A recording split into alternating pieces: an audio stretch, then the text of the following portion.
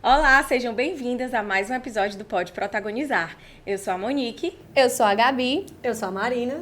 E é isso mesmo, gente. Nós estamos recebendo hoje a nossa primeira convidada da segunda temporada.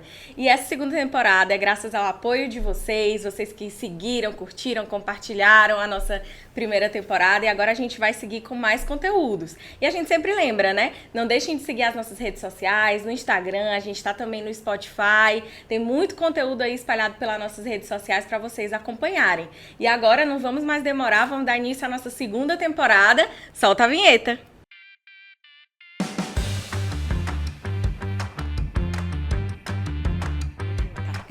E hoje nós estamos recebendo Raquel Andrade, doutora Raquel Andrade. Seja bem-vinda aqui ao nosso Pode Protagonizar. Muito obrigada, prazer enorme estar aqui com vocês. E para a gente começar a conhecer ela um pouquinho, Gabs, lê aí o currículo dela, por favor. Claro, doutora Raquel, seja muito bem-vinda aqui ao nosso cantinho. E eu vou apresentar um pouquinho da trajetória da Raquel para vocês, pessoal que vocês estão assistindo. Ela é advogada, servidora pública há 18 anos, mestre em avaliação de políticas públicas pela Universidade Federal do Ceará. Atuou como vice-presidente da Comissão da Mulher Advogada e presidente da Comissão de Promoção da Igualdade Racial da OABCE. Coordenou a Procuradoria Especial da Mulher da Assembleia Legislativa do Ceará entre 2020 e 2023. Vencedora do Prêmio Margarida de Boas Práticas de Equidade de Gênero do Tribunal Regional Federal da 5ª Região, idealizadora e executora do Plano Estadual de Expansão das Procuradorias da Mulher nas câmaras municipais, que levou o equipamento a mais de 100 municípios no estado, atuou como conselheira estadual dos Direitos da Mulher e da Promoção da Igualdade Racial, vencedora do Prêmio Internacional Black Sisters in Law 2023 na categoria Direitos da Mulher. É consultora em políticas públicas e práticas corporativas de equidade, de gênero e raça e atual secretária executiva de enfrentamento à violência contra a mulher do estado do Ceará. Então, hoje aqui a gente está recebendo uma potência. Tem muita coisa para perguntar, muitas coisas. Raquel, comece aí contando um pouco como é que chegou o direito para você, uma trajetória aí extensa, mas a gente gosta de saber do comecinho. Como é que você chegou na faculdade de Direito? Menina, quando uma pessoa lê, agora que eu estou me dando conta, por isso que eu ando tão cansada. É coisa que a gente anda fazendo por aí, né? Bom, primeiro agradecer a vocês, né, pelo espaço, pelo convite. Eu acho que é importante que essas trajetórias, esses saberes, essas propostas, né, de outros olhares, outras narrativas sobre o direito da mulher, sobre liderança feminina, venham de mulheres como eu, mulheres da periferia, mulheres negras, mulheres que chegaram a determinados espaços através de política afirmativa, né? E é importante que a gente não tenha essa concessão, né? Eu falo muito desse regime de concessão. As pessoas acham que a gente só fala sobre determinados assuntos, né, que nos levaram a determinados lugares. E a gente fala de tudo, né? A gente faz um pouco de tudo. Então, é muito bom ter um espaço, né, qualitativo mesmo, de partilha, né? E o direito começou na minha vida como, acho que para todas as colegas que estiveram mais ou menos na mesma trajetória, como um sonho impossível, como diria Maria Bethânia, né? Sonhar, mas um sonho impossível. A gente tem a ideia de que fazer direito é fazer justiça, né? Ou caminhar ao lado da justiça, ou a tal da efetivação da justiça, e para mim não foi diferente. Então, eu venho de uma periferia que é muito estigmatizada, né? Eu sou do Bom Jardim, falo isso com muito orgulho. Disse isso no TRF5, no dia do Prêmio Margaridas, disse em São Paulo, no dia do Prêmio Black Sisters in Law, e eu não abro mão de falar isso nos espaços, também na periferia, para que essa geração também se orgulhe, né? A gente precisa saber de onde a gente veio, para onde a gente quer chegar. Então, ser advogada no Bom Jardim, pensar isso na década de 90, né, final da década de 90, talvez não fosse uma coisa muito comum. Mas eu acho que a atuação no movimento estudantil, né, na escola pública, a escola pública forja muitas lideranças femininas de muita qualidade aqui no Ceará. É um celeiro importante. Eu acho que o apoio que eu tive na escola, no Grêmio, né? A gente fundou o Grêmio, né? Tipo assim, o Grêmio era eu mais uma pessoa, mas a gente fundou o Grêmio. E eu voltei lá recentemente e quase que me acabo de chorar, né? Vendo a nova geração e tudo. E foi a partir dessa atuação que eu me descobri como uma sonhadora de um sonho que naquela época parecia impossível, né? Que era o sonho de ser advogada. E aqui estou. Realmente parece impossível, né? A gente vê aí, naquela época, com bem menos universidades disponíveis. Tinha o quê? Tinha a UFC... A UES não tem direito. Não tem direito. Não tinha. Era o UFC Unifor. Até hoje não tem. Era o UFC Unifor. Nossa. Não tinha, né?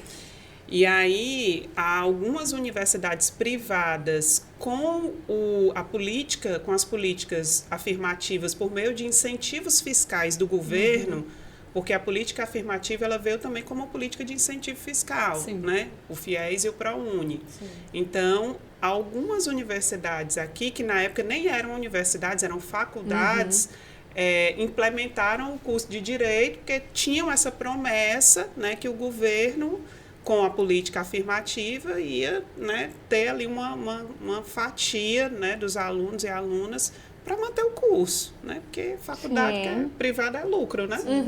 Então, isso foi no início dos anos 2000, né? Então, eu acho que a gente esteve numa das primeiras turmas aqui no Ceará de ProUni, né? ProUni 100%, né? Que foi o meu caso. E, nossa, tem muita gente boa, gente, que se formou com ProUni. Tem muita gente fazendo muita coisa bacana, de verdade. Eu não sei, na nossa época, havia ainda um preconceito, uma discriminação, né? Na verdade, havia uma discriminação acadêmica muito forte. Então, por exemplo, eu passei por situações em que eu, né, chegava, eu e os colegas também, muita gente vinha do interior também com ProUni. E a gente chegava e, sei lá, fazia um processo seletivo, né? Fazia uma prova, não sei o quê, dava tudo certo. Aí, no final, quando a gente deixava escapar que era do ProUni, então, né, as pessoas já ficavam com o pé atrás porque tinha o estigma de que a gente não era bom o suficiente para passar, né? Não era preparado, Não né? era preparado, etc. E foi, assim, acho que a realidade de universidades hoje, né, é muito diferente por esse trabalho que começou aí há 2 décadas atrás. Isso. E a gente entrou na faculdade 1 década depois disso, lá na Federal, que também era uma faculdade, né? Hoje não mais tanto justamente pela política de cotas, mas por muito tempo, muito elitista no sentido de quem tinha o acesso a ela. E a gente entrou no primeiro ano de cotas também. Então, ainda nem era 50%, era 12,5%. E eu lembro que uma pauta muito que se tinha era essa preocupação em que existia ali das pessoas que já estavam lá há mais tempo. A qualidade do curso. E se iriam acompanhar. Como se tivesse que ter aula de nivelamento. Coisas assim. E no fim das contas, nunca aconteceu. E pelo contrário, hoje a faculdade ela é muito mais rica e muito mais inteligente, na verdade. Mais assim, diversa. Por conta justamente dessa política, né? Que hoje está com 1 década, né? De que está sendo. E eu acho que hoje, de uma forma efetiva, né? Porque a gente nem pode dizer que a gente vivenciou efetivamente, porque a gente vivenciou o começo dela. Hoje, sim. Hoje eu acho que já está realmente... 50-50 já há um tempo. Há um tempo suficiente, né? Para já ter pessoas formadas por meio dessa política e tudo isso, né? Agora, tem 2 recortes que são interessantes. No início dos anos 2000, né, quando o ProUni chega, ele chega como uma política afirmativa cujo recorte predominante era de classe. Então, por exemplo, nós éramos avaliados em relação à nota, né, no Enem, etc., mas em relação à nossa renda per capita. Sim. E eu lembro como hoje, mas concluindo, depois, né, quase 1 década depois, que é há 1 década atrás, aí o recorte racial começou a predominar ou a equiparar-se ao recorte de classe. E, né, são 2 dimensões indissociáveis, por assim dizer. Mas eu lembro, gente, vocês falam e a coisa vem, né? Assim, eu nem lembrava disso, fazia tanto tempo que eu lembrava disso. Eu lembro que eu fiz 2 processos seletivos para ser estudante de 2 universidades privadas, né, que a minha nota me qualificava para essas 2. Obviamente não vou falar os nomes, porque, né, mas gostaria muito de falar. Mas não posso. Fala depois só pra gente. Fala depois só pra gente. E aí eu fui até essa primeira universidade, aí cheguei até lá. E o formulário que a gente preenchia para que eles fizessem uma análise da nossa situação familiar, ele não tinha as opções, todas as opções, né, que alcançassem a realidade de mulheres como eu, de meninas, né, jovens como eu. Então, você tinha que marcar lá pai, mãe, irmão. No máximo, eu acho que tinha avô e vó, não lembro. E eu vivi numa configuração familiar em que eu morava numa casa que tinha 10 pessoas, 12 pessoas, né? Sobrevivendo de 2 aposentadorias de um salário mínimo, que era da minha avó e do meu avô. Aí tinha primo, tinha tio, tinha tia, enfim. E aí eu cheguei para fazer a seleção, era uma pessoa da universidade, essa pessoa me recebeu, aí mostrou aqui, aí, olha, o que é isso aqui? A pessoa falou assim, bem, né, tio, isso aqui não é família, você tem que botar a família. Eu disse, não, mas na minha casa é assim, né, são essas núcleo, pessoas, né, que vivem comigo. Ele, não, isso aqui não vale não, isso aqui não está valendo, não sei o quê, ele me desclassificou. Por causa disso. Por causa disso, porque eu não me adequava ao formulário. Para você ver o problema, né, e aí, políticas públicas e iniciativas corporativas que não têm a perspectiva da diversidade da inclusão, né, que é hoje dos eixos que eu trabalho. E ele me desclassificou. E isso atrasou, em pelo menos 3 anos, o meu ingresso no direito. Primeiro porque eu desisti no primeiro ano, que eu tentei o ProUni, que foi esse. Hora 3. Acho que entre 3 e 4 anos. Eu desisti, né? Eu disse, sabia que isso não ia dar em nada, não sei o quê. Aí fiz o Enem. Acho que foi uma insistência, caiu no meu colo um Enem de novo, porque eu nem ia fazer mais o Enem.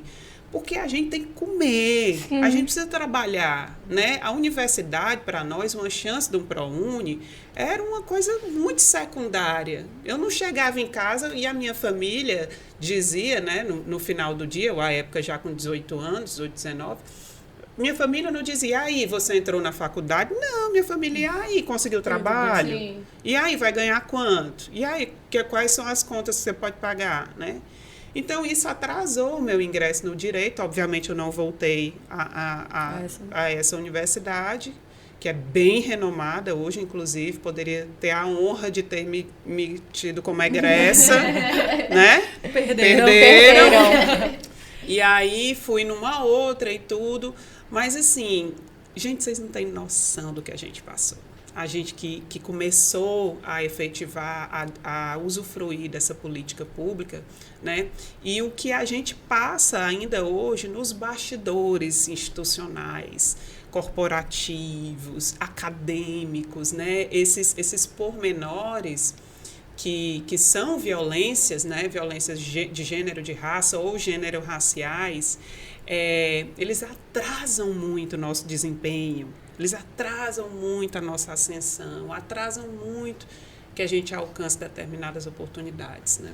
E eu fico pensando também, porque eu estudei num colégio que é considerado, assim, alto padrão aqui de Fortaleza, e na época que estavam falando a respeito das cotas, né, que iam ser implementadas, o pessoal fez uma marcha, um movimento contra as cotas. Eu tinha essa vergonha interna. Eu tenho vergonha de admitir que eu fui. Total, eu fui. Por quê? Eu era uma jovem de 17 anos. Os professores das faculdades incentivavam isso. Eu era porque para eles era um número. Exatamente. Hoje, a gente mais velha, a gente consegue ver. Para eles, eram números que para propaganda do colégio estavam diminuindo. eles não estavam preocupados realmente com quem ia entrar ou quem não ia, qual seria o futuro da educação do país. A preocupação ali era muito também em questão de números para o próprio colégio privado, né? Exato. Então, Sim, e aí eles não, né? Assim, a gente não tinha noção do que representava aquilo, até porque a gente vivia naquele nicho, uma bolha. isso numa bolha específica, que a gente às vezes não tinha nem noção da realidade da base da sociedade, né?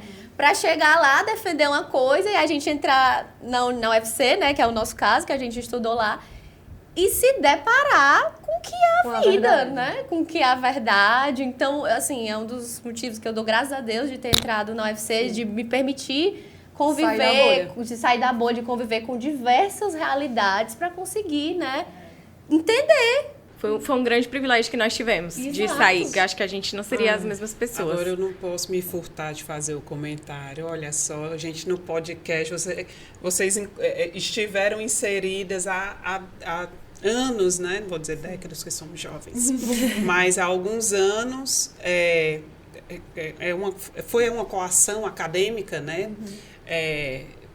Racista, Sim. classicista, etc., para que pessoas como eu não pudessem estudar Sim. direito. Aí hoje eu volto aqui para que vocês possam me entrevistar Como referência. em relação ao que a Exato. gente está fazendo no direito, né? Então, fiquei até arrepiada. É isso aí. Mas é Então, isso.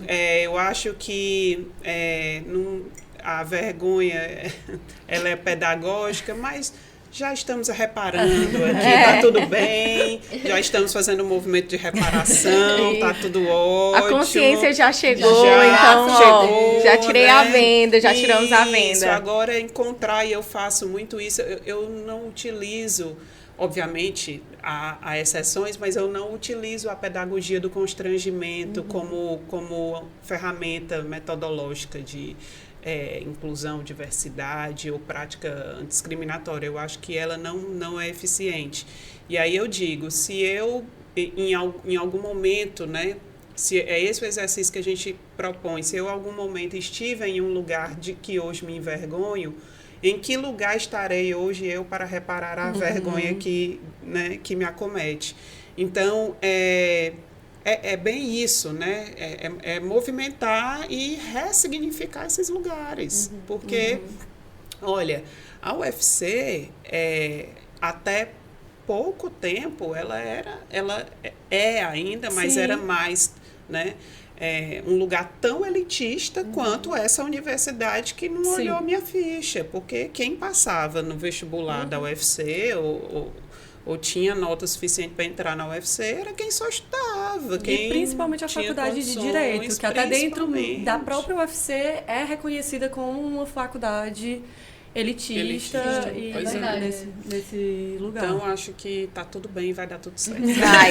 Raquel, mas uma coisa eu fiquei em dúvida, né? Você falou que essa situação em específico, ela atrasou a sua entrada. O que é que te fazia voltar e tentar de novo? Olha, eu sempre fui teimosa. Eu sempre fui uma pessoa muito teimosa e muito atrevida. Mais atrevida do que teimosa. E eu acho que estou viva hoje, inclusive por conta desse atrevimento, dessa teimosia. Porque a sensação pra gente, a sensação de perder uma oportunidade é algo devastador. Quando alguém que tem muitas oportunidades, ou pelo menos, né, que vive numa circunstância em que perder ou deixar de aproveitar determinadas oportunidades não vai mudar, né, a sua vida, o efeito é efêmero, é imediato. Para a gente, né, é devastador, é avassalador, porque a gente sabe que não volta, ou que se voltar, não volta com o mesmo tamanho, com o mesmo alcance. E hoje, mesmo com tudo isso aí que você viu, com todas as, né, enfim, todas as terapias em dia, tudo direitinho, né, eu ainda luto contra esse sentimento, né, de que eu não posso deixar de perder um lugar de produção acadêmica, ou um evento, ou uma fala, ou, né, aquela sensação de nunca ser suficiente, né, para a gente sempre... Isso perpassa por várias dimensões. A dimensão de ter que provar que merece, de ter que provar que é bom o tempo todo, de provar que estar ali não é uma concessão, né? Porque as pessoas nos tratam muitas vezes assim, né? Ah, a Raquel é a cota. Já ouvi, né? Então, a gente tem esse medo, é uma angústia muito grande, né? De perder a oportunidade. Quem já passou por isso certamente compreende esse sentimento. E a gente tem que trabalhar isso, porque isso impede a gente de dizer não. E sobrecarrega, né? Eu imagino. Amada, dizer não é uma iniciativa de autoproteção e sobrevivência, principalmente para nós mulheres, porque nós não fomos educadas para dizer não. Então, para nós, mulheres negras da periferia, né, que temos essa trajetória, né, de sempre precisar lutar para conseguir o que todo mundo, em regra, consegue de maneira, né, mais amena, para a gente dizer não chega a ser quase uma autoviolação. Meu Deus! Como eu ouso dizer não? Alguém me chamou para uma palestra numa faculdade a 600 quilômetros de distância para eu ir de carro, dormir na rodoviária e não sei o quê. Como é que eu não vou? Eu não posso deixar de ir falar para esses alunos. É mais ou menos assim. Então, são várias questões. E quando entrou na faculdade, o direito, ele no primeiro contato, ele veio como uma realização ou ele veio com alguma decepção? Como é que foi o direito quando entrou mesmo? Olha, por sorte, né, na faculdade de Direito, a gente bota o pezinho lá estudando tudo que eu sempre amei. Filosofia do direito, sociologia do direito... Né? História do direito. Então, houve de pronto um momento de identificação. Eu lia muito, né? Eu entrei na faculdade de Direito lendo muito, eu estudava muito filosofia, sempre gostei. Tanto que depois estudei filosofia, mesmo assim, academicamente. E do ponto de vista do conhecimento foi muito bom. E a gente se aproxima, viu?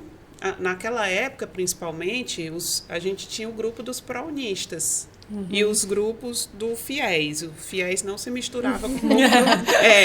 Por quê? Porque nós, os pró-unistas, era uma casta abaixo, porque a gente não tinha como pagar mesmo. E o FIES era o pouco que ia pagar depois, né? Entendeu? A divisão da divisão de classe. Então, eu conheci pessoas incríveis. Fiz amizades improváveis na faculdade de Direito, que inclusive até hoje, né, essas amizades perduram, continuam. E foi um momento de grande transformação do campo mesmo da subjetividade, porque se abre o mundo, né? Embora eu já trabalhasse, quando eu entrei na faculdade de Direito, a universidade ela faz isso, né? Você começa a ter contato com pessoas que viajaram, você começa a ter contato com pessoas que saem e uma vez o pessoal chamou para ir para um aniversário, um barzinho lá. Eu sempre fui muito nerd, eu era chata demais. Mas... Gente, olha, eu quero agradecer os meus amigos, tá? Da Estácio, eu me formei na Estácio, né? Na época era FIC. Logo que chegou aqui, e eu quero agradecer a vocês, porque se fosse na época, eu não seria minha amiga naquela época, não. Porque eu era chata demais. E aí, fiz amizades improváveis, os meninos saíam pro barzinho, né? E, sei lá, eles gastavam numa noite o dinheiro da feira do mês lá de casa. Então, era um troço que eu... Eita, vamos aqui, né? E tudo, e a gente começa a se abrir, né, ampliar mesmo, olhar e absorver, né, outras formas de grupos sociais que não eram os meus, de se relacionar, de produzir conhecimento, enfim, de tudo. Foi um ponto de partida, né, um grande ponto de partida. E a área de atuação mesmo dentro do direito? Foi uma escolha fácil? Foi algo que surgiu ainda dentro da faculdade? Menina, lá vem o pessoal dos direitos humanos, né? Vocês, como advogadas, né, e a gente, nós somos atingidas por estigmas, né, em relação às áreas. Nós recebemos informações que já chegam, né, bem enviesadas, né, para nós. Então, eu não podia fazer outra coisa que não fosse o que eu faço hoje, porque era uma força, era uma potência que eu sentia na época, obviamente atravessada pela minha vida, pela minha trajetória, pelo contexto socioeconômico, de gênero, de raça, etc. Mas todas as vezes que eu tentava desviar um pouquinho, de alguma forma eu era arremessada novamente para atuar na grande área, né, direitos humanos e dentro dos seus desdobramentos, direito das mulheres, direitos voltados para grupos minorizados, etc, etc. E antes de eu fazer direito, no colégio, lá no CAIC do Bom Jardim, né, uma professora, tem que ser, né, a gente tem que ter essa referência positiva, ela cantou a pedra, como a gente diz, direitos humanos é a tua cara.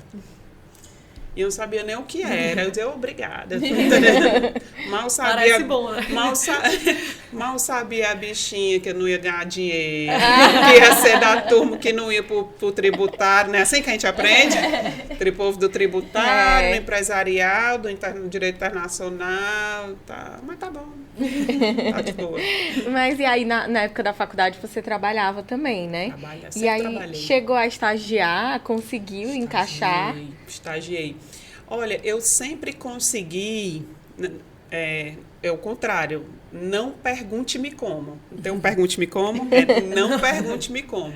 Eu sempre consegui convencer as pessoas a fazerem coisas para que eu pudesse estudar. Desde sempre, né? E isso me ajudou muito, né? Eu conseguia, colocar o horário manhã e noite e trabalhar tarde. Conseguia, às vezes, pular uma hora do almoço. Sempre consegui fazer alguns ajustes. E o estágio, ele fez toda a diferença, gente. A gente precisa incentivar essas pessoas que estão começando agora o curso a estagiar, mas não é estagiar no escritório na Beira-Mar, não. Né? No Meireles, não. É estagiar na defensoria, né? Começa pelo núcleo. Todo mundo tem um NPJzinho lá, né? Para poder começar, defensor. Foi assim que eu comecei. Estagiei no NPJ, estagiei no Tribunal do Júri, na terceira vara do júri. Doutor Humberto Biapina, maravilhoso. Ainda segue lá. Ainda segue lá. Estagiei com o Gerson, professor Gerson Rosa, defensor público, incrível, foi meu professor. Estagiei na Justiça do Trabalho, que era uma área que eu me identificava muito, mas não com a perspectiva, engraçado, que se mostrou depois, né? Que eu disse, você é advogada trabalhista, né? Mas a minha perspectiva do direito do trabalho era a acadêmica mesmo, não era tão profissional. Então, estagiei no TRT, estagiei na Assembleia Legislativa, fiz a provinha, o concurso. Primeiro concurso que teve para estagiária, eu passei, estagiei, depois voltei como coordenadora lá. E fez toda a diferença, toda. E você já chegou a pensar em fazer concurso ou era só advocacia nessa área dos direitos humanos? Eu sempre estive em órgãos públicos, né? Mas não cheguei a fazer concurso para a área, para as famigeradas carreiras de sucesso. Porque, primeiro, eu sempre estive, depois, obviamente, da faculdade de Direito, eu sempre estive num caminho, né, bem estabelecido de gestão pública. Eu gosto, né, muito de gestão pública. Então, isso foi acontecendo aos poucos comigo, tanto que eu já trabalhei nas 3 esferas, né, União, Estado, município, já trabalhei segurança pública municipal, né, na área, enquanto servidora, segurança, cultura, Procuradoria do município, já trabalhei nos direitos humanos, na Secretaria de Direitos Humanos, coordenei o jurídico lá. Então, o caminho ele foi se trilhando de uma maneira que a gestão pública sempre se apresentou, né? Obviamente com esse viés jurídico. E hoje, né, estar na secretaria como secretária executiva assim, uma etapa de um sonho, né? Porque o sonho de todo servidor público é gerir a pasta que ele atua, ou que ele gosta, ou que ele se identifica. Então, eu sempre tive esse sonho. Um dia eu vou ser secretária, um dia eu vou gerir, eu vou poder dizer para as pessoas o que precisa ser feito para melhorar a vida das mulheres, ou da população negra, ou da população da periferia. Então, aos poucos, a gente está chegando lá. Daqui a pouquinho, né, a gente vai traçando esses espaços, porque não é fácil mesmo, assim. É muito avassalador, porque nós vivemos numa cultura, principalmente aqui no Nordeste, em que as pessoas que têm um perfil mais técnico, como é o meu, geralmente as pessoas separam, né? Ou você é técnica ou você é política. Então, eu sempre fiz questão, desde muito jovem, de não separar isso, de tratar isso como duas coisas que são indissociáveis, que são indispensáveis. Quem é técnico precisa ter habilidade política, né? É tanto que a expansão das procuradorias da mulher foi a grande escola da minha vida. Mais uma vez, eu não sei até hoje, né? Eu só, assim, caminho, é propósito, eu acho que é o propósito. Como é que a gente conseguiu conciliar sem interesses políticos distintos, né? Você imagina lidar com mais de 100 presidentes de Câmara Municipal, partidos distintos, a gente pegou pandemia, a gente pegou o governo Bolsonaro, né? De levar, que era um governo que tinha falas expressas contra direitos das mulheres, né? Então, a gente conseguiu levar a proposta dessas procuradorias para mais de 100 municípios. Então, entenda, a gente não teria conseguido fazer isso em 3 anos, no meio de uma pandemia, sem habilidade política. Ao passo que a gente também não teria conseguido fazer isso em 3 anos sem capacidade técnica. E o que foi? Mas, Raquel, só isso unificado, né, entrelaçado, foi suficiente? Não. A gente teve apoio, né, da Casa, na época, da Casa Legislativa, da Presidência. Tivemos apoio de parlamentares, porque a gente mostrou que defender direitos das mulheres no poder legislativo também era uma função, poderia ser uma função do Poder Legislativo. E não só emitir a legislação, o poder ser uma mera expressão, né, de norma. E foi uma experiência incrível. O Prêmio Margaridas veio por conta disso. Quando a gente teve em Recife, as pessoas não acreditavam, né? Quando a gente mostrou os resultados. E no processo de implementação, algumas já tinham finalizado o processo, já estavam implementadas, outras estavam em fase de implementação, mas a gente conseguiu iniciar em mais de 100 municípios. As pessoas não entendiam, né? Como é que vocês conseguiram isso no Ceará e tudo? Foi um conjunto, né, de fatores, mas com o mesmo propósito. Acho que todo mundo tinha o mesmo propósito: colocar o poder legislativo a serviço, à disposição da defesa dos direitos das mulheres. E qual foi exatamente o reconhecimento do Prêmio Margaridas? Menina, conta aí. Esse prêmio foi um troço assim que... Sabe quando você escreve e diz assim, vai que... Tu sabe como é? Sim. Pronto. Amada, eles estavam... Eu achei interessante a perspectiva da comissão julgadora. Eles estavam mapeando impacto. Pura e simplesmente. Tudo que eu amo. Impacto, resultado prático, pragmático, números, né? Avanço em cumprimento de metas e objetivos. Então, muita gente se inscreveu. Mas... pouquíssimas pessoas conseguiram comprovar o impacto daquelas ações. Então, tinham concorrentes com ações lindíssimas, propostas, projetos belíssimos, mas quando eles avaliavam o impacto, o resultado disso, né, aí eu acho que não atingia, a gente atingiu por conta, né, desse sucesso que foi a expansão das procuradorias. E eu chego em Recife, fui muito bem tratada no TRF, nossa senhora, muito bem tratada no tribunal, né, as magistradas, as desembargadoras nos receberam, e só tinha gente, né, do Ceará, e a gente ficou em primeiro, né, no resultado, e eu era a única pessoa negra no auditório todo, não tinha mais ninguém, era só eu. Então, quando eu entrei, vocês sabem que, né, os tribunais são ambientes também pouco diversos, né? Não só para raça, mas também para gênero e raça, e para diversidade, etc. E aí, quando eu cheguei, que eu fui para receber, né, eu já sabia que tinha ganho, e aí eu fui para receber o prêmio, né, que é lindo, o troféu Margarida como mais linda. E aí, quando eu fui agradecer, ler e fazer o discurso, sabe quando você olha assim e diz, gente, tem jeito, sabe? Eu lia, eu olhava para aquelas pessoas interessadas no que a gente tinha feito, as pessoas credibilizando, legitimando o nosso trabalho, né? Às vezes a gente precisa ir para fora um pouquinho para as pessoas reconhecerem, tem isso também, né? E eu olhava e eu disse, eu ainda vou voltar nesse tribunal daqui a alguns anos e essa sala vai estar cheia de gente negra, de indígena, de pessoas também de outras classes, pessoas diversas. Tem jeito, a gente não pode perder a fé também, né? A esperança, tem que trabalhar, mas também não pode desacreditar dessas instituições.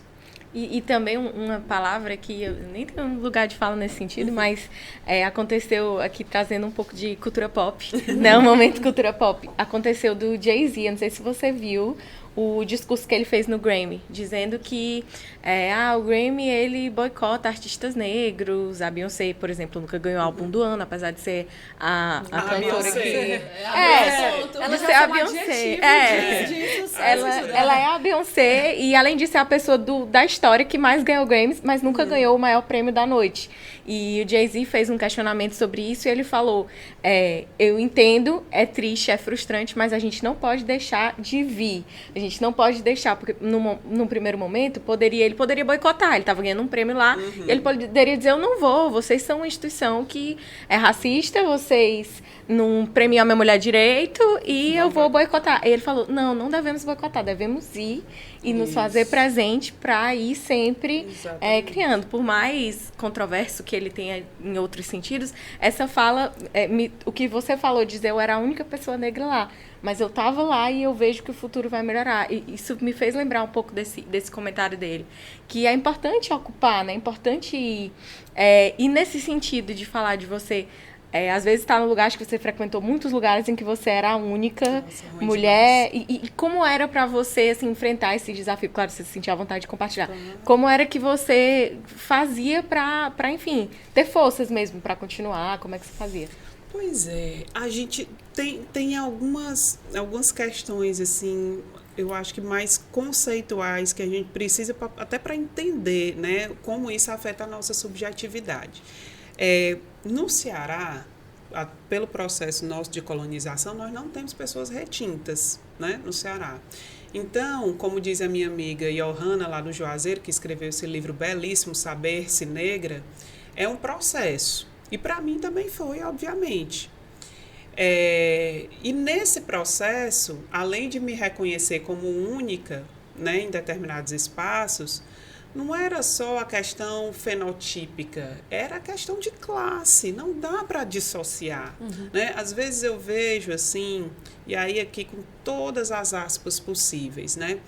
Pessoas que são pessoas negras, ponto, fenotipicamente, mas que não conhecem a história, não tem uma identidade cultural, né, com a negritude, não tem, zero ativismo, não defende a pauta, né? Esse contexto de grupo sociopolítico, para mim, é um elemento fundamental de saber-se negro, principalmente no Ceará.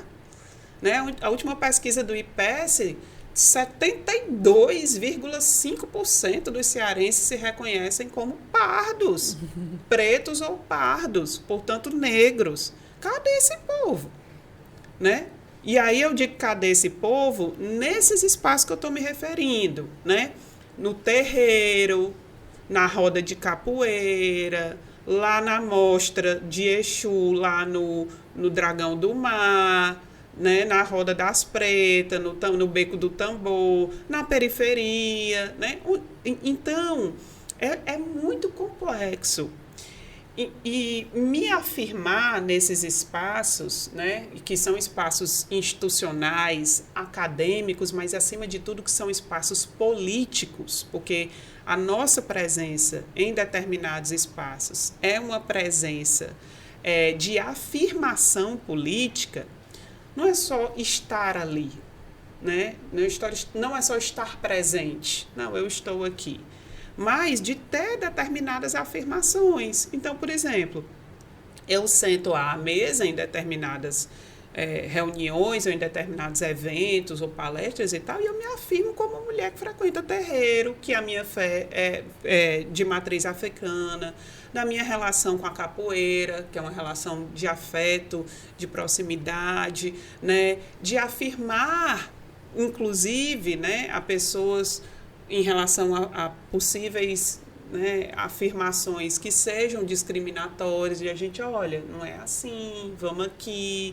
Então, esse processo, né, de reconhecimento de pessoas negras em espaços, ele não diz respeito só a estar linda lá sentada, não.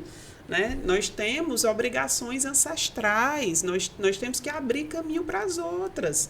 Eu não posso chegar, depois de tudo que eu passei para chegar onde eu estou, eu não posso, por exemplo, na minha equipe, não ter uma pessoa negra contratada, não ter uma mãe solo contratada, não ter uma mulher da periferia contratada para trabalhar comigo. Né? Que tipo de existência política é essa minha? Que tipo de existência institucional? Eu não posso, por exemplo, deixar de dar oportunidade para uma mulher em situação de violência trabalhar comigo, mesmo ela não, infelizmente, por conta da violência, a violência tira isso, não ter tido a oportunidade de estudar, de se qualificar, de ter o melhor dos currículos. Eu não posso usar essa métrica, entendeu? Para deixar de contratar uma pessoa para trabalhar comigo, de gerar, de ser uma diretriz ali de geração de oportunidade, por questões técnicas pequenas, né? Então, ensináveis, né? Coisas que é tão básico, minha gente, assim, o óbvio tem que ser dito, mas cansa, né? Cansa. É tão cansativo. Eu acho que é bem gancho. Tudo a ver. Eu já ia dizer, nesse assunto, nós temos um quadro aqui, a primeira vez que a gente vai fazer na segunda temporada, né? Que é o Data Gabs, a nossa acadêmica, ela tem o próprio Datafolha dela, e ela sempre traz dados aqui pra gente debater. Então, Gabs, cuida aí no teu Data Gabs. Aqui, bem professora. A gente já entrou bastante no assunto do Data Gabs, né? Do que eu tinha Pensado. Não, que trouxe, que você... E eu não deu bug aqui de português, gente, me perdoe. Faz parte. Eu não vou olhar porque eu tirei o óculos. Não vai Lembra do fazer nosso diferença, combinado? Que eu ia pra eu ser gatinha. Aí 16 graus de miopia. 16. Tá ali E eu encostado. falando que não enxergava. Aí eu vou ficar olhando pra ti. Tranquilo. Ela explica. Eu explico. E aí, tem tudo a ver com o que a gente já conversou sobre a questão de avanço em classe social, sobre como as mulheres negras se enxergam nesse espaço.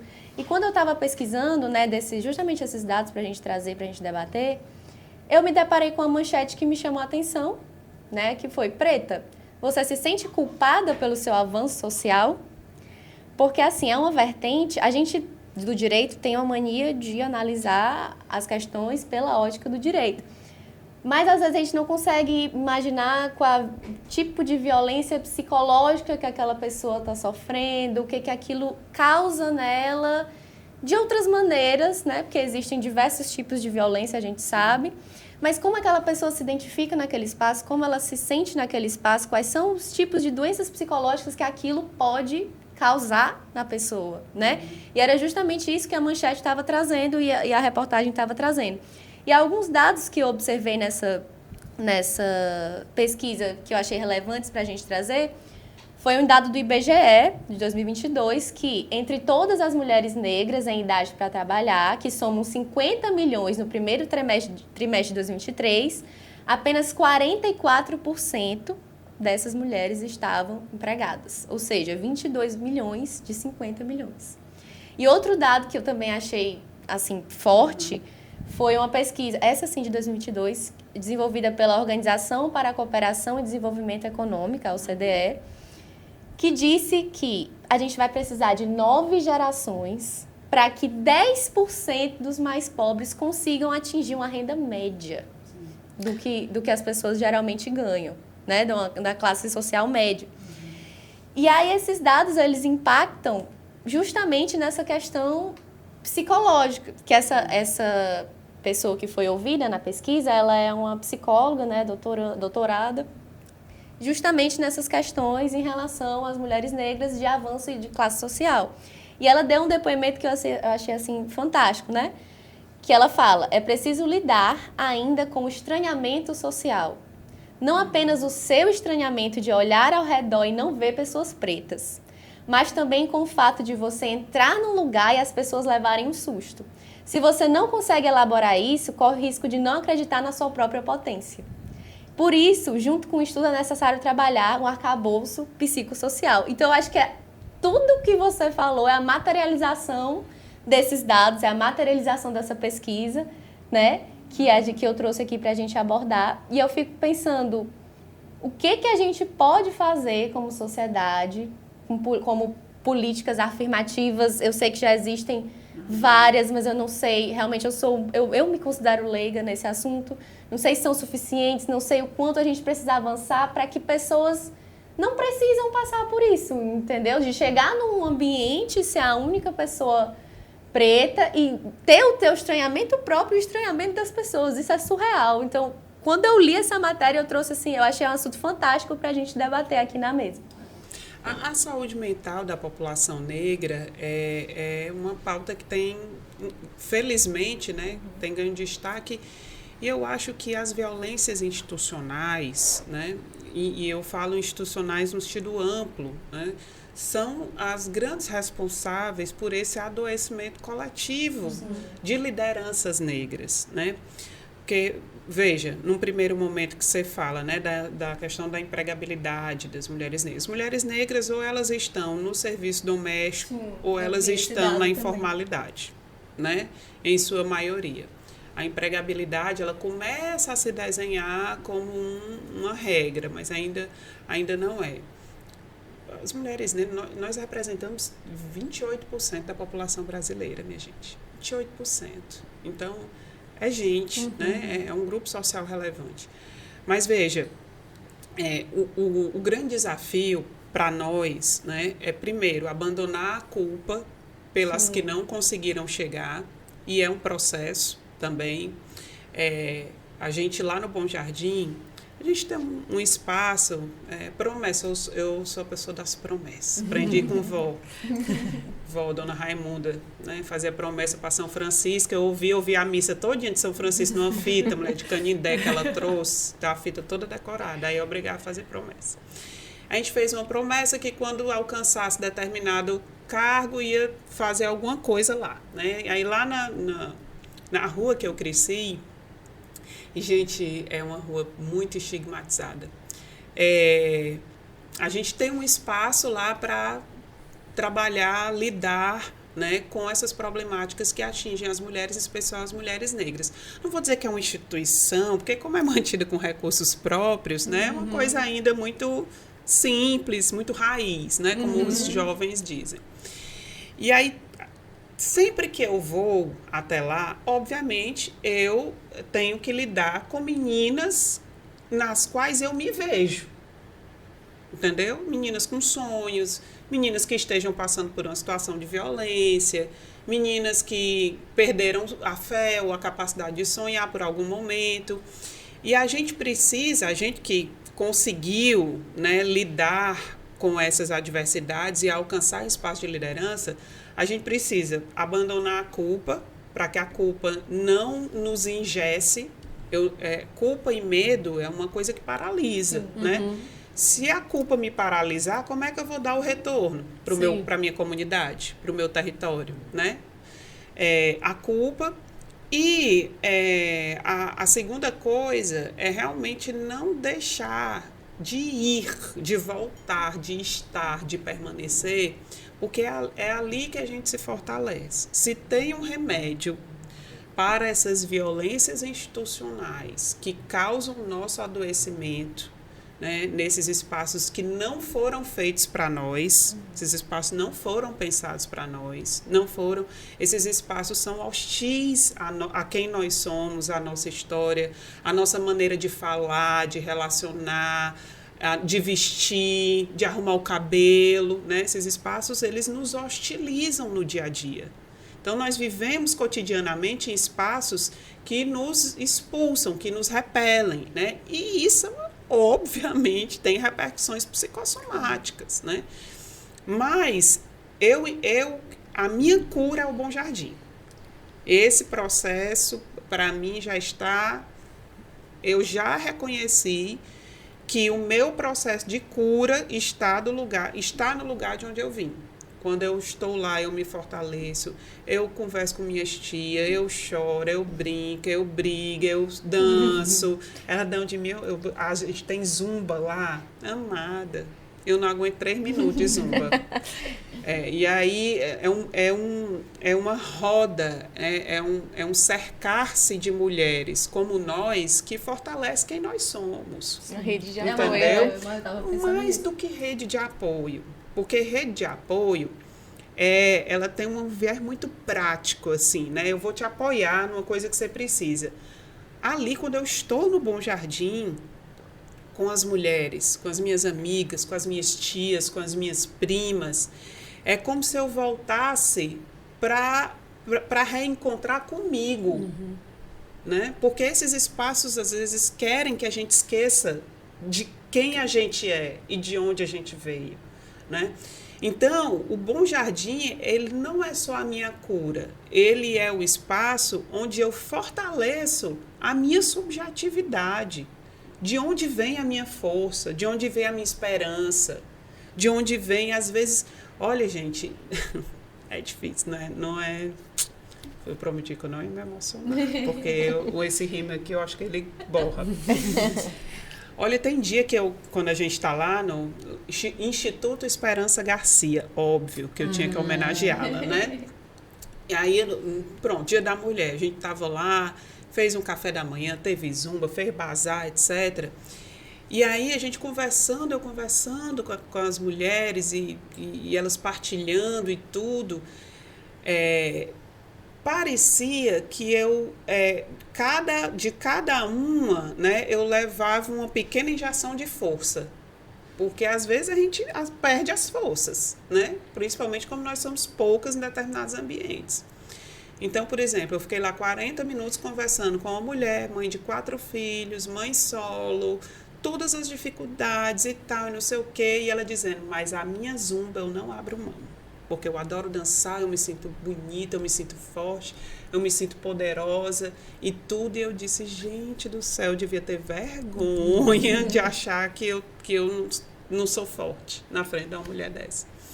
Então, é uma problemática que existe, que nos afeta profundamente, mas nós precisamos encontrar nossa cura, né? E nos reencontrar nos lugares de onde viemos. Porque, veja, a gente não quer inverter o polo de poder. Eu não quero estar numa instituição para que eu seja superior à mulher branca, para que ela deixe de ser a pessoa que lidera ou a pessoa que conduz para que eu seja. Não, eu quero liderar ao lado dela. Eu quero que aquele polo de poder deixe de ser um espaço, um polo de poder, e seja ressignificado para um espaço de cooperação mútua. A filosofia africana traz isso, né? Um espaço em que não há uma disputa de poder, mas um objetivo comum. E não há hierarquia. Mas, Raquel, a hierarquia necessária, ela existe. É verdade. Mas as lideranças não negras, as pessoas que estão cercadas de privilégios, elas se utilizam, muitas vezes, de hierarquia para reproduzir práticas discriminatórias. Que é isso que as empresas chamam a gente para desconstruir, porque as empresas já estão começando a entender que discriminar dá prejuízo, não é porque eles querem um mundo melhor. É a língua deles, né? Pode ser que queira, né? Mas eu também não estou interessada. Me pagando bem, me valorizando, me tratando com dignidade, eu levando meu dinheiro lá para o instituto, tá tudo bem. Eu faço a compliance antidiscriminatória, desenho o programa de integridade lindo, faço o diagnóstico, aplico a pesquisa interna, tudo bonitinho. E ali nessa semente, a gente deixa também, que era o que eu ia falar por fim, a porta aberta. Quando a gente entra, a gente não entra e fecha a porta. A gente entra para manter a porta aberta. É assim que eu me sinto. Foi assim que eu me senti lá em São Paulo, lá no Black Sisters in Law. Foi assim que eu me senti no TRF. O TRF era muito branco, muito elitista, muito classicista enquanto instituição, não pelas pessoas, porque os tribunais são assim. Então, como é que eu me sinto? Eu me sinto lá dentro, segurando a porta, com todas as minhas forças, até quando eu estiver viva, de segurar essa porta com força para que as outras possam passar. E, para que elas passem, elas não precisem viver as coisas que eu vivi. E segundo, para que quando elas atravessem a porta, elas consigam permanecer com dignidade, porque não é só entrar. E eu acho que esse hoje é o grande ponto em relação à saúde mental da população negra. Massa, muito bom. E só diz, Marina Fausto. Só um comentário, porque assim, em toda a tua fala, quando você menciona de tudo o que você se energiza, se cura e renova sua esperança em relação quando você está no Bom Jardim, né? Eu fiquei toda hora pensando como você também deve ser tudo isso para aquelas pessoas que estão ali, né? Porque é muito importante essa questão de referência. Até no começo, quando a gente estava conversando, antes mesmo de ligar a câmera, que você perguntou de onde é que tinha surgido a ideia, dentro do nosso recorte, que é diferente, mas a gente já sentia uma carência em relação a referências que nos levou a criar isso. Porque eu acho que é muito complicado, realmente, você acreditar e você acreditar em si, acreditar nos seus sonhos, quando você olha e você não se reconhece ninguém que está realizando aquilo que você quer, né? Fica muito no campo da subjetividade. Então, com certeza, assim, já tem um trabalho ali social, mesmo quando você não está trabalhando, né, na política pública, você está fazendo política pública de alguma forma, porque com certeza acho que essa referência é um meio disso, né, também. Total. Gente, tem lugar mais solitário para nós do que os espaços de poder? O lugar solitário. E hostil. Nossa Senhora, é muito solitário, porque não é nem porque a gente é única, não. É porque quem nós somos não repercute. Eu tenho essa impressão. Então, por exemplo, às vezes a gente está numa roda, não sei o quê, aí então a pessoa, eu fui a Paris, eu fui a Amsterdã, são oportunidades que eu nunca cheguei nem perto, né? São vivências. Você é filha do fulano, ele foi médico do meu pai. Sim. Tem muito isso. Nossa, que coincidência boa, vamos almoçar juntos. No máximo que já aconteceu, né? Essa eu não vou contar, que essa eu não vou segurar, não. O máximo que pode acontecer é minha mãe ter limpado o gabinete de alguém com quem eu estou sentando na mesa para discutir a política pública, que já aconteceu, né?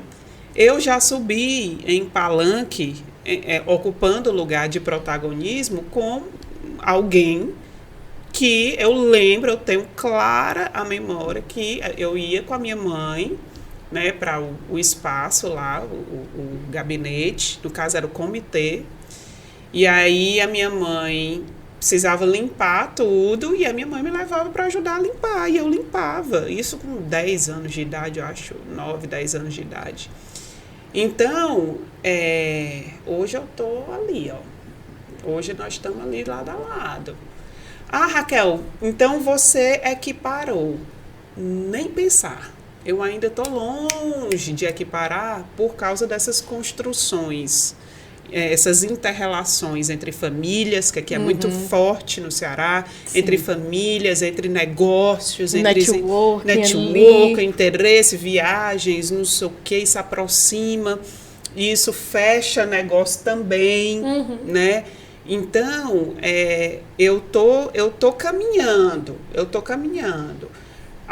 Agora, é importante que as pessoas tenham essa dimensão. Por que a gente fala tanto, né? De que não basta estar ali, não é só a presença de uma mulher, não é só a presença de uma pessoa negra, não é só a presença de uma pessoa da periferia, a gente tem que ter voz. As pessoas têm que escutar o que a gente tem a dizer nesses espaços e considerar o que a gente está dizendo. A gente precisa ter algum poder de diretividade, né? Porque ocupar espaço de liderança sem poder decidir nada, sem poder, né, ter algum poder de interveniência, é uma liderança figurativa. Tá lá só como cota, né? Como você disse, como entre cota. E as pessoas têm essa dimensão do direito em regime de concessão, né? Não, vamos conceder aqui, é cota, deixa ela aí, mas quem resolve tudo aqui é a gente, né? Então, a gente precisa desconstruir essa ideia de que nós estamos ali por uma concessão, né? Por que eu sou tão obcecada por estudar? Por que eu sou tão obcecada por sentar à mesa e só abrir a boca para falar de política pública que eu saiba de A a Z, com dado, com detalhe, com diagnóstico? Por que essa obsessão pelo conhecimento técnico? Porque a gente tem que provar a todo momento que a gente é boa e ainda assim, muitas vezes não é suficiente, né? Porque nós somos taxadas de difíceis. Não tem uma mulher negra em espaço de poder nesse país que não seja taxada de difícil. De difícil ou de arrogante, né? A Sharon Menezes fala muito disso, né? No campo das artes. Então... A Thais Araújo também já falou Thais Araújo já falou sobre isso. De que só fala da mesma coisa, né? Que só fala. Não, e de que muitas vezes são taxadas como a Thais Araújo é muito arrogante, ela assim é muito assim, mas ela é muito prepotente. Sim. Mas na verdade ela às vezes só não tá aceitando, ela só tá dando a opinião dela, na verdade. Só se coloca. Ela só tá se posicionando, exatamente. Sabe o que é que uma mulher negra não pode ser nesse contexto? Insubmissa. Automaticamente, esta mulher vai ser taxada de difícil, arrogante, prepotente, difícil relacionamento, etc, etc. Porque é um favor a gente estar ali. Então, o máximo que a gente tem que fazer, o mínimo que a gente tem que fazer é baixar a cabeça e concordar com tudo. Sim. Então, essa insurgência, essa insubmissão, ela é associada a estereótipos de gênero, histérica, mal amada, né? Assim? Histérica, mal amada, que não tem preparo, não tem inteligência emocional, essa é boa. Sempre tem. Não tem inteligência, não tem preparo emocional para estar nesse cargo, nesse lugar. E estereótipos raciais, né? Que é a preta barraqueira, que é a baixo nível, que é difícil, etc. Isso daí, realmente, a gente tava fazendo um estudo do protocolo, né, para julgamento sobre perspectiva de gênero, e eu tava lendo o protocolo, e ele fala justamente isso, né, sobre a questão da necessidade da interseccionalidade e também de como dentro dos próprios estereótipos, eles não são unânimes, né, por exemplo, em relação aos estereótipos da mulher. A gente muitas vezes fala assim, que o estereótipo da mulher é que ela tem que ser aquela delicada, que ela tem que ser tudo isso. Mas isso, por muito tempo, foi um estereótipo da mulher branca. A mulher negra não é esse estereótipo, é outro estereótipo. É outro estereótipo. Que, enfim, não adianta a gente pensar que vai trabalhar da mesma forma para desconstruir como tivesse um padrão de estereótipo. Que a gente venceu o estereótipo da mulher. Isso. Não, porque não existe um padrão de mulher, né? Sabe o que eu acho mais interessante disso que você falou? Como a gente precisa, para validar essas práticas discriminatórias, reconhecer todas as faces da discriminação. Né? E entender que existe uma linha, uma relação de causa e efeito, né? Entre o estereótipo da mulher branca frágil, que ela é frágil, ela não aguenta, ela não vai dar conta e tal, emocionalmente frágil, da mulher negra animalizada, desumanizada, que ela é forte, ela tem que aguentar, porrada, etc. E tudo, a sobrecarga, que também, né, atravessa. Mas a raiz, tem uma raiz aí. A raiz é o ódio.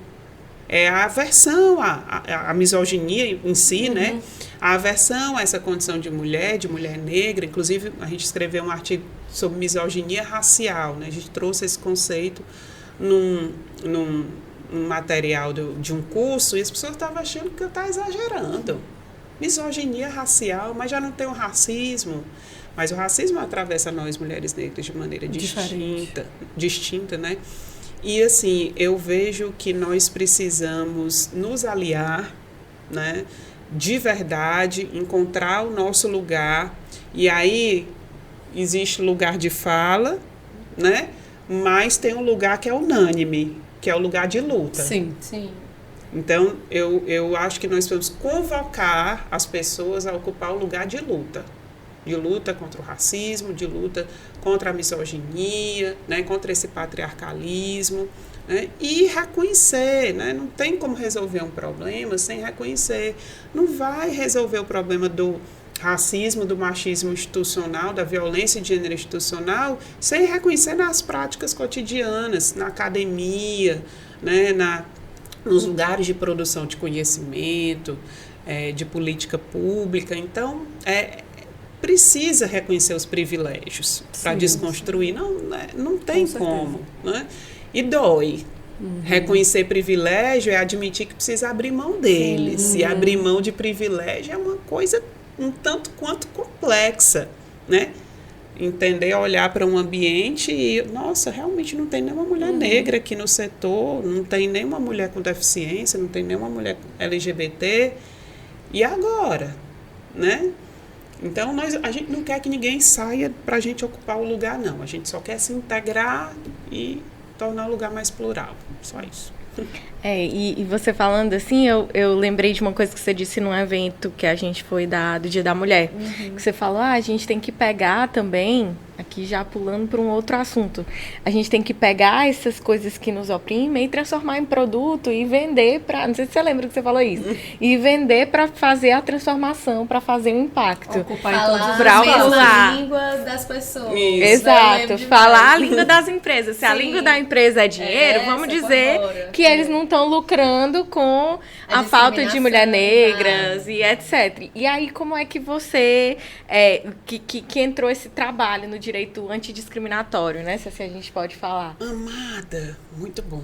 Nem eu lembro. Mas você falou... Inclusive, eu já mencionei essa sua fala aqui em um outro podcast, a gente estava falando sobre outro assunto. Nos marcou bastante. Foi. Gente, a gente precisa ter uma capacidade de adaptação sobre-humana para sobreviver, né, nos ambientes. Eu, muito iludida, né, comecei a procurar, desde a época do caso Zara, né, a gente atuou ali, numa assistência, numa consultoria, enfim. E eu comecei a procurar as empresas, as instituições, para, pelo menos, abrir um diálogo, né, sobre isso. E eu, tão iludida, achando que as pessoas iriam fazer isso pelo compromisso de ter um lugar melhor para as pessoas negras, as mulheres, etc. Não digo que não tenha. Né? Nós temos empresários, empresárias, nós temos pessoas de negócio que efetivamente são comprometidas com a causa. Vou citar uma, fazer logo a propaganda. Querida amiga Ivana, lá do Hotel Sonata.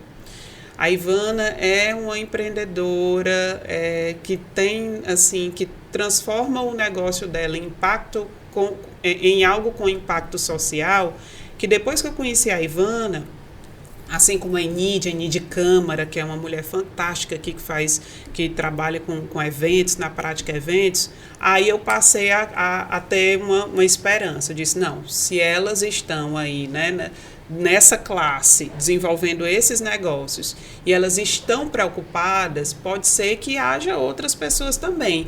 Mas para eu acessar, que a gente está falando aqui é de acesso, né, a essas pessoas, eu preciso adaptar minha linguagem para uma linguagem de negócios. E foi isso que eu fiz. Se precisar vender, eu vendo lindamente, sem nenhum pudor, como eu já fiz, né? A gente já começou a trabalhar aqui para algumas empresas, fazendo consultoria, treinamento, eles pedem muito, porque a gente fala uma linguagem muito bacana, as pessoas acompanham, não tem juridiquês, né? E esse acesso precisa ser construído no Ceará. Uhum. Porque em São Paulo, no eixo sul-sudeste, eles estão anos-luz à frente no desenvolvimento desse tipo de iniciativa. Inclusive, eu sou contratada mais por pessoas de fora do Ceará, né, para fazer esse tipo de trabalho do que de pessoas do Ceará. E note, eu não consigo acessar as pessoas aqui, né? Cara de pobre, amada. Imagina eu chegar... O networking que a gente estava falando, né? Opa, tudo bem? Minha mãe trabalhou aqui nesse hotel de Copeira, quando eu tinha 2 anos de idade. Eu vim aqui apresentar para você um plano de compliance antidiscriminatória. Como? Né? Então, a gente tem que primeiro trabalhar o acesso, e o acesso vem pela sensibilidade, pela sensibilização desses nichos de mercado, de chegar na rede hoteleira e, olha, 70% do teu cliente aqui é mulher, pessoa com deficiência e público LGBT, pessoa negra. 70%. Né, num diagnóstico superficial. O que o grupo aqui, o staff, está preparado para lidar com essas pessoas, com as necessidades peculiares que essas pessoas trazem, por exemplo, de pela primeira vez estarem se hospedando num hotel de luxo, né? Então, a gente vem investindo, espero que aqui no Ceará as pessoas realmente ampliem a visão para que não aconteça o que aconteceu com a doutora Ana Paula, né, que foi a delegada lá do caso Zara, para que não aconteça o que aconteceu com homens negros no Carrefour, que perderam a vida, e o que acontece em vários outros estabelecimentos, mas acima de tudo, que é o que eu coloco, para mudar a cultura, né? Quando alguém contrata a gente, né, para fazer isso, eu não quero atuar apenas, né, como uma mera executora de uma entrega ou de um produto, né? O produto Coulson Company ou o produto compliance antidiscriminatório. Não, a gente precisa ter impacto na cultura organizacional, né? E isso é médio e longo prazo. Agora a gente está tentando convencer e sensibilizar aqui as pessoas que as mulheres, as colaboradoras, né, como se chamam, que as mulheres que estão na iniciativa privada, elas sofrem violência, né? Ou a doméstica e familiar, ou a violência corporativa institucional, né? E que as empresas precisam enxergar isso, se voltar para isso. E é óbvio que, mais uma vez, eu vou demonstrar um impacto na produtividade, né? Um impacto, por exemplo, na retenção de talentos, né? Nós temos mulheres que passam por situação, por exemplo, de assédio moral e sexual em determinadas empresas, que, quando se desligam ou são desligadas, é uma perda, assim, imensurável, né? A perda, não consegue reter talentos, porque muitas vezes tem um agressor ali, um assediador que não sai, porque ninguém nunca denuncia, porque ninguém nunca falou sobre isso, e as mulheres vão passando. Naquela palestra que a gente deu, eu falei sobre esses dados. Isso. Então, eu espero que realmente as pessoas se sensibilizem e, o mais importante, contratem pessoas negras para falar sobre prática antidiscriminatória. Contrate mulheres para falar, por exemplo, sobre o combate ao assédio moral e sexual. Não adianta se colocar uma pessoa que não tem, que vai reproduzir um conhecimento técnico, mas que não vai ter uma conexão nenhuma. Não vai ter não é só representatividade, não tem uma conexão, né, com aquilo que vai ser desenvolvido. Massa, muito bom. Mudando de assunto aqui também para seguir, porque são tantos assuntos. Eu queria saber do Best Sisters in Law 2023. Eu vi que foram 3.000 integrantes. Você era a única mulher negra e a que ganhou entre 115 finalistas.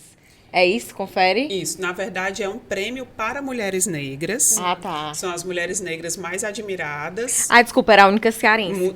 A única cearense. Desculpa. Tranquilo. E aí a gente se credenciou como finalista, né? E Raquel, de novo, né? Esperava ganhar? Nada. Nada. Era Rio, São Paulo. Acho que era Rio, São Paulo, Minas e eu. Entendeu? E Bom Jardim. E Bom Jardim. Good Garden, tava lá. Não que o Bom Jardim não mereça ganhar, Não, tanto sim. que ganhou. É isso que eu tô dizendo. Mas assim, né? Eu cheguei... esse prêmio, que as Sisters, elas são ousadas, né?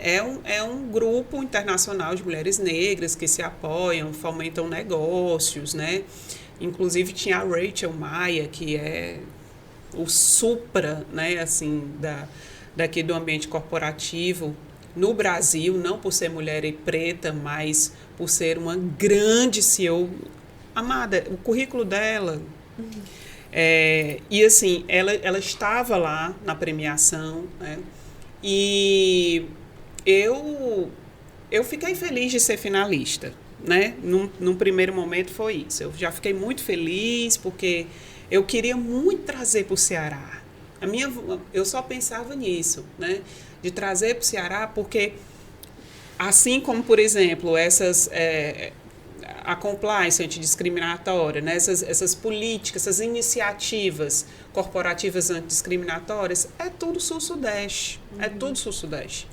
Então, eu queria que o Ceará ficasse marcado ali, de alguma forma, que as pessoas, né, soubessem, pelo menos na categoria Direitos da Mulher, que tem alguém que está lá, e outras pessoas também. Então, fizeram o hotel mais chique lá de São Paulo, a gente chegou lá, eu fiz logo amizade com o garçom, que era cearense, é óbvio, né? E conversei com ele, o que você está achando de ver tanta mulher preta aqui, tanta mulher negra e tal? Ele disse, olha, eu nunca tinha visto isso aqui, esse é um ambiente e tal, conversou. Então, só em estar ali, para mim, já foi uma conquista. E elas fizeram tal qual Oscar, né? Ai, que legal. A gente chegava com nossos bons, longos... Os lookinhos. Serviram Eu vi no look. seu Instagram, Você look, viu? a maquiagem.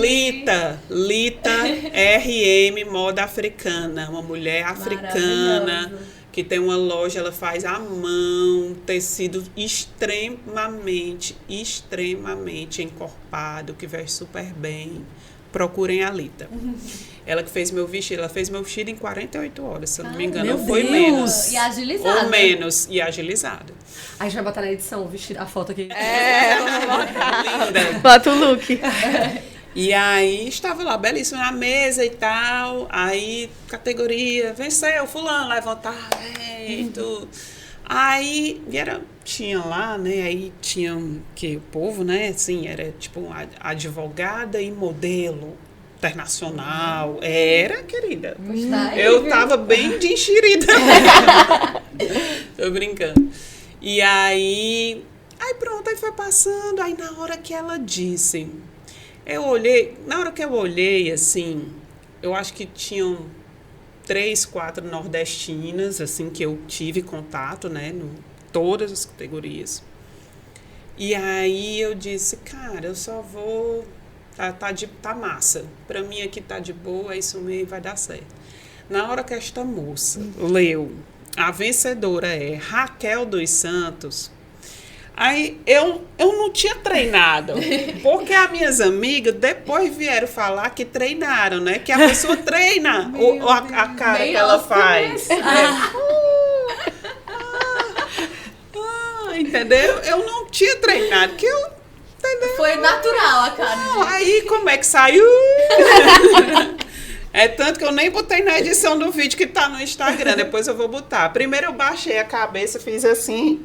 Quero dizer assim, você pode fazer tudo, menos baixar a cabeça. Primeira coisa que eu fiz, meu Deus! Levantei, tropecei. Ui, ó, o microfone. Tropecei na escada, o povo se. Menino, então foi muito experiência de bom. Oscar. Foi o Oscar. Muito, olha, foi uma sensação incrível, me abriu muitas portas, né? Eu acho que esses prêmios, a gente precisa falar sobre eles, porque isso mostra que existe um reconhecimento, esse reconhecimento nacional, esse reconhecimento de instituições renomadas, como o próprio tribunal, né? Eles legitimam aquilo que a gente já tem. Assim, o que lhe acrescentou esse prêmio? As pessoas dizem, o que lhe acrescentou? Na verdade, ele não acrescenta, ele legitima, ele ratifica ali, ele, né, reconhece, né? E é óbvio, né, que as pessoas que nem me cumprimentavam em determinados espaços, né? Porque esse vídeo ficou bem bacana, a edição, né, que está no meu Instagram. Inclusive, foi um presente que eu ganhei do Odério. Te amo, Odério. Odério Videomaker, só fazendo propaganda. Ele que fez, deu de presente. E muita gente viu esse vídeo e assim, as pessoas, tipo, Raquel, entendeu? Tipo, olha lá e não sei o quê. Então, nós precisamos disso, né? E ao contrário da retroalimentação do ego, né, que não é o objetivo, são reconhecimentos que nos credenciam para a próxima etapa, para o próximo passo, né? E eu acho que é importante a gente ter esse credenciamento também por instituições de fora do ambiente em que as pessoas estão acostumadas a nos ver. Porque às vezes as pessoas olham a gente justamente por essas credenciais para depois realmente começar de fato a olhar pra gente, né? Sabe o que aconteceu uma vez? É rapidinho. Pode falar, à vontade. Uma vez tá de boa, né? Eu fui dar uma palestra num determinado lugar. Aí fui lá, no meu carro. Depois eu apresento vocês ao Wolverine. Wolverine é um patrimônio familiar meu também, que era um Logan. Aí eu bati 12 vezes. E aí ele ficou Wolverine, porque ele sempre volta. Ele sobrevive, ele tá comigo. Meu primeiro carro, não vendo não. Até quando ele tá lá o Wolverine. Quando ele estiver rodando, tu tá lá o Wolverine. Os 4 pneus. E aí, peguei o Wolverine, fui lá, fiz a minha palestra, voltei, bababá. Recebo uma ligação depois. Raquel, tudo bom? Tudo bom, amigo? Como é que tá? Tudo? Deixa eu te falar uma coisa. Tu teve algum problema para receber teu cachê? Da pessoa que também foi fazer alguma atividade num determinado lugar. Aí o cachê? Ele porque disseram que ia fazer assim, não fizeram assado e não sei o quê. Aí eu disse, eu não recebi cachê, não. Esta pessoa... Tu foi de graça? Foi. Meu Deus. Eu fui de graça. Eles nem negociaram o cachê. Não, nem cogitaram, entendeu? Óbvio que isso já tem um tempo, né? Não muito, mas tem um tempo. E esse meu amigo ficou tão envergonhado que ele, não sei o que e tal. Aí eu disse, não, senhor, o senhor vai me dizer quanto foi, como é que foi, com quem foi e tudo. Aí depois eu falei com a pessoa e tudo, aí a frase que eu recebi, né, a resposta, não, doutora, a senhora é tão comprometida com a causa. Eu não acredito. Foi, que a senhora é tão comprometida, a senhora é uma referência tão grande que a gente nem cogitou que a senhora tivesse a vontade, né, a necessidade de receber o cachê. Meu Deus. Esse, para mim, foi um divisor. Eu passei uma linha, a partir dali, de que o meu conhecimento, o meu saber, a minha experiência, a minha vivência vale tanto quanto a de um homem branco, privilegiado, etc, etc. Então, hoje, né, é óbvio que há situações e situações. Eu não vou para uma associação comunitária cobrando. Eu não vou para uma escola do interior, como recentemente surgiu, uma escola do interior Porque as meninas me viram no Instagram, querem muito que eu vá, ainda mais cor de Grêmio, que eu sou a louca por Grêmio, a louca do Grêmio. Jamais. Mas uma vez uma pessoa me entrou em contato, como eu vou falar, que não vou citar nome, não, é porque tem uma empresa, né, a maioria são mulheres, são 120 mulheres e tal, eles querem que você vá lá fazer uma palestra de violência. Aí eu, tá ótimo, pois encaminhe as informações que eu vou fazer a minha proposta, vou encaminhar a proposta. A senhora vai cobrar? Eu digo, vou. Sim. É o seu tempo, seu conhecimento. Eu tenho criança, igual a Natália da Coelce.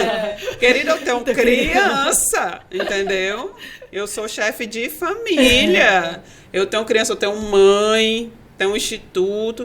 Inclusive, em regra, né? Grande maioria desse recurso é para a gente manter, porque a gente tem que deixar alguma coisa, né? Tem que deixar alguma coisa. E as pessoas não querem pagar. As pessoas não querem pagar. As pessoas têm pudor para pagar a mulher.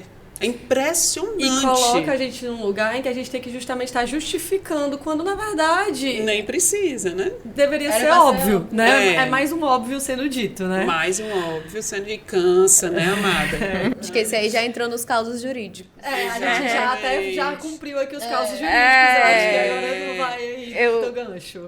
Eu ia perguntar se tinha algum outro causo jurídico. Você já falou de tantos aqui que você já participou, da Zara, enfim, essas situações. Mas caso você tenha pensado, algum caso jurídico, alguma situação?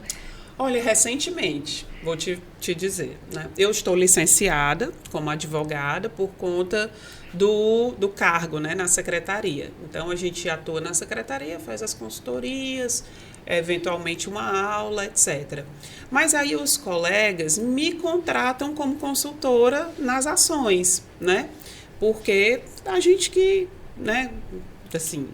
O começo, né, por exemplo, das ações em relação a indeferimento de política afirmativa, né, as pessoas que têm, pessoas que efetivamente são negras, né, a gente não, obviamente eu vejo a foto, eu converso com a pessoa e tudo, né, e que tiveram esse direito negado por alguma razão.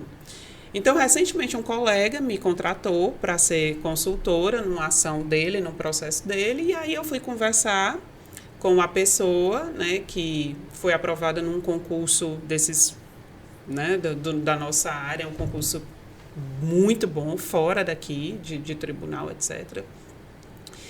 E aí eu, como dizia minha avó, eu bestamente, né,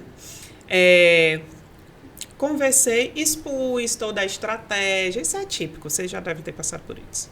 Expus toda a estratégia, né? Dei algumas orientações, fiz uns apontamentos, etc, né?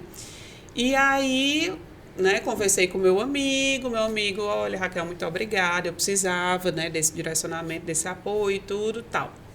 E aí, o que aconteceu com o cliente? Ele pegou tudo que eu falei, típico, gente. Tudo, escreveu, todo e contratou outro advogado. Nossa, é sempre assim. Gente, contratou outro advogado branco. Homem e branco. Acontece, né? tanto isso. E você tem que cobrar, né, pela consulta. Mas é como ela disse, porque a avó dela disse, né? Bestamente, eu fui lá e falei tudo. Foi. Mas que a gente vai, acontece. Não, e eu fiquei penalizada porque ele efetivamente é um homem negro que foi injustiçado, assim, notoriamente no concurso lá que ele fez. Então, eu estava numa ânsia muito grande de ajudá-lo a ter acesso ao direito, né, à política afirmativa, porque eu me identifico com isso. Sim. Eu sei como é. Então, mas... né, contratou outra pessoa. Ai, ranço. Mas, enfim, depois da indignação, vamos para a diversão, Marina Fausti. Cuide aí no seu Pronto, esse quadro é um quadro para desopilar, nem só de juridiquês vive uma advogada, em que a gente pede para que nossas convidadas compartilhem com a gente o que é que elas gostam de fazer quando elas não estão trabalhando, assim, o que você consome de entretenimento, o que você faz para descansar, relaxar, se divertir. Amada, eu acho que é a pergunta mais difícil do podcast todinha é essa aí, viu? Eu lhe confesso que eu não tenho descansado muito, inclusive é uma necessidade, né? E o descanso para nós ele é revolucionário, né? Mais do que necessário. Mas eu tenho um filho de 6 anos, né? E geralmente quando eu vou a um passeio, alguma coisa, é com ele. E o meu filho... Meu filho é uma figura. Qual né? é o nome? Benjamin. Bem. Benjamin tem gostos muito peculiares, né? Porque, assim, quando eu era criança, lá no Bom Jardim, né? Tipo assim, uma mania. Qual é o seu vício? Qual é a sua mania? É comer barro. Era comer folha de siriguela no pé, que eu pegava a folhinha e fazia assim, ó. Botava sal, fazia assim, ó. Tirava tudo no dente. Esse era o seu vício. O meu filho, ele tem vício de cafeterias. Chiquete. Fininho. Ele tem 6 gosto anos. de cafeterias. Ele é apaixonado por cafeteria. Obviamente, eu transferi, eu adoro cafeteria, né? Mas ele é um gentleman, né? Ele está sendo criado, educado para, né? E aí ele adora cafeteria e a gente tem feito isso ultimamente, né? De ir junto para a cafeteria. E aí ele tem todo um protocolo que ele precisa seguir. Então, você for lá no meu Instagram, você vai ver o videozinho, né? Então, como é que faz quando vai sair com a mulher? Aí ele abre a porta, aí depois puxa a cadeira para ela sentar e senta. Aí depois deixa ela escolher o que ela quer, aí tá. Esse aí vai ser bem criado, quem paga viu? a conta? Aí ele, eu que pago. Aí um dia desse ele, mas eu só tenho R$5 na minha mochila, mamãe, eu não tenho problema. Então, também é um refúgio. E eu também me encontro muito com o pessoal da capoeira, né? O pessoal do quilombo, capoeira, eu sempre participo das rodas, né? Não jogo, mas estou inserida há alguns anos, me encontro. Eu me encontro mesmo com esse pessoal do quilombo, eles conseguem me fortalecer, é uma energia muito forte, né? Terreiro também. E amigas, né? É a nossa terapia, gente. É sair para tomar um café, um drinkzinho com as amigas. Também. É basicamente isso. Mas um dia voltarei para o vôlei, que é a minha grande paixão. Também. E é algo que eu realmente gosto de verdade. Arrasou, olha aí. Tava dizendo que não descansa, mas tem vários. Vários. Benjamin, rolê com Benjamin. O que eu Boa. mais gostei foi o tour pelas cafeterias com o Benjamin. Foi o melhor, com certeza. Raquel, a gente infelizmente está encaminhando para o final do nosso papo riquíssimo aqui, mas a gente ainda tem algumas perguntas que a gente queria fazer. A primeira é: qual é o seu sonho para o futuro? Eita! Bem Uma facinho, lapada, né? né? Assim. Futuro. Tranquila essa. Viver da minha arte na praia. Tem que ser a resposta inspiradora. Ou é? Não, é a resposta. Já Pode teve gente dizer que que não falou, tem. não tem, eu vivo presente. Eita. Não dá tempo. Não, são dois. Primeiro, eu gostaria de viver num mundo em que a gente não precisasse lutar tanto para ter o mínimo. Acho que isso é importante. E o segundo é me aposentar na praia de Quixaba. Que eu tenho uma paixão. Quixaba, para quem não conhece, É perto uma de praia Canoa, né? belíssima, Eu também em não Aracati, perto de Canoa. Quixaba é conhecida como Terra da Paixão. Vão lá com seus respectivos e respectivas, se for o caso.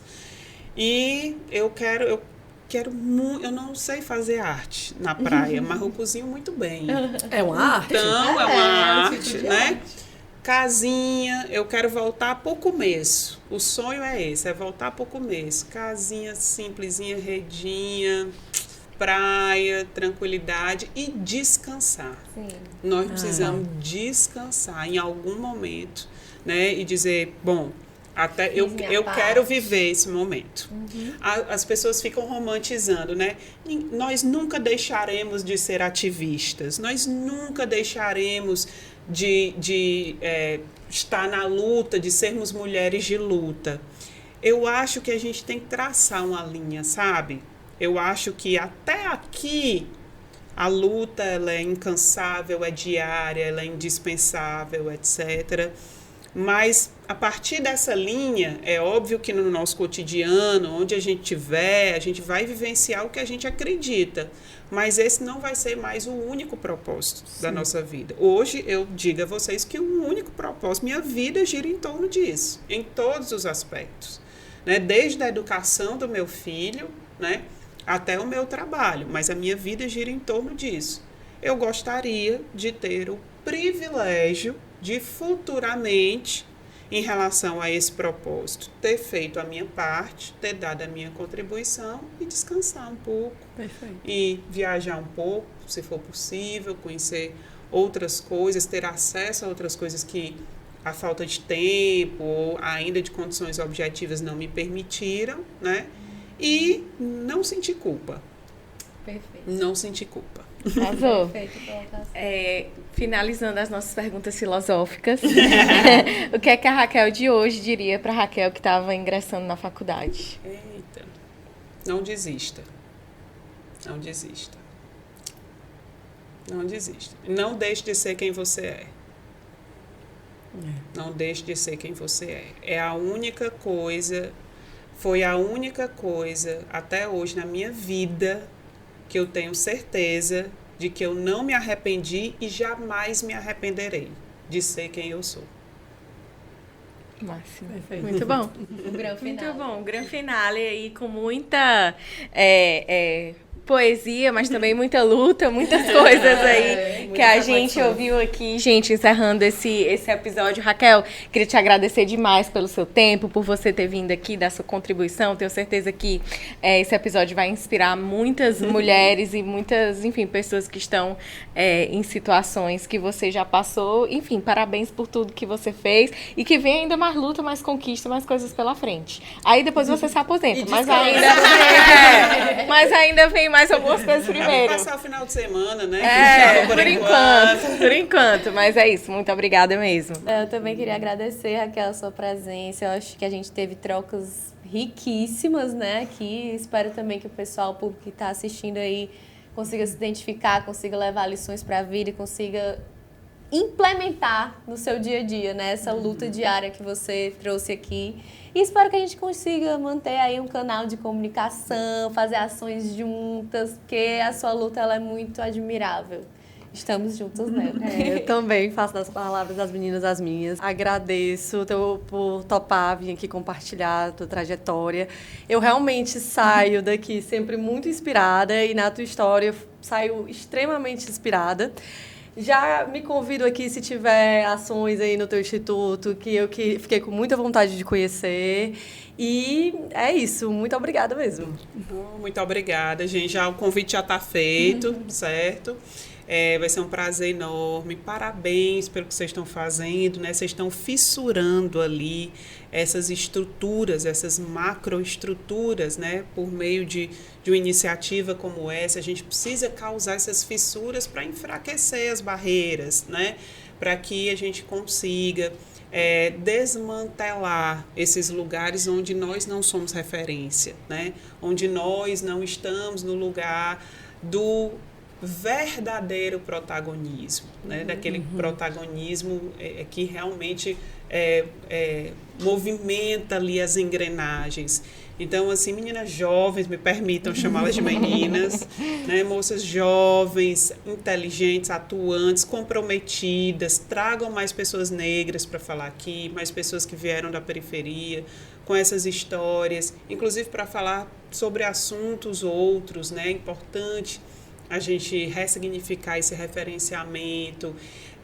Estou à disposição, quando quiserem me chamar, né? Não sei se vocês notaram, mas eu coloco... Porque o assunto é denso, né? A gente tem que colocar uma dosinha de humor aqui e ali, para dar uma leveza, né? É bom, então funciona pedagógico, né, também. Aqui eu acho que é bacana também. Então, parabéns, muito obrigada. Foi um prazer enorme. E não desistam, continuem e sendo quem vocês são. A gente não pode abrir mão disso. Tem uma coisa que a gente não pode abrir mão, é de quem a gente é, para a gente poder chegar nesses propósitos aí. E foi tudo isso, nossa primeira convidada da segunda temporada. Muito obrigada por terem acompanhado até aqui. E a nossa segunda temporada começa com força total, então não deixem de acompanhar todos os nossos conteúdos, Instagram, Spotify, YouTube, sigam tudo, curtam e compartilhem. Obrigada, gente, e até a próxima. Tchau.